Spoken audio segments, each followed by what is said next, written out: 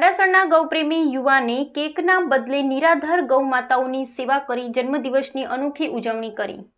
થરાદ તાલુકાના પાવડાસણ ગામના ખૂબ જ ગૌપ્રેમી યુવાન શ્રી વસંતભાઈ દરગાજી દેસાઈ પાવડાસણ, જે આપણા બનાસકાંઠાના અલગ અલગ વિસ્તારમાં નિરાધાર ફરતી ગૌ માતા અને અબોલ પશુઓની સેવાનું એક ઉત્તમ કાર્ય કરી રહ્યા છે। આજરોજ એમના જન્મદિવસ નિમિત્તે એમના સૌ યુવા મિત્રો ભેગા મળી નિરાધાર ફરતી ગૌ માતાઓને એક ગાડી લીલા ઘાસચારાની વ્યવસ્થા કરીને ગૌ સેવાનો લાભ લીધો હતો। આજરોજ એમના જન્મદિવસ નિમિત્તે પાવડાસણ, જડિયાલી, ધાણા, નાંદલા, ભાદરા આ 5 ગામોની 600 એવી નિરાધાર ફરતી ગૌ માતાઓને એક દિવસનું ભોજન, એક ગાડી લીલો ઘાસચારો અર્પણ કરી પોતાના જન્મદિવસને યાદગાર બનાવ્યો હતો।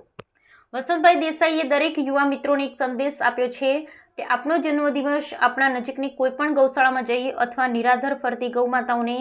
એક દિવસનું ભોજન કરાવી મનાવવો જોઈએ, જેથી કરી નિરાધાર ફરતી ગૌ માતાઓને પોષણ મળી રહે,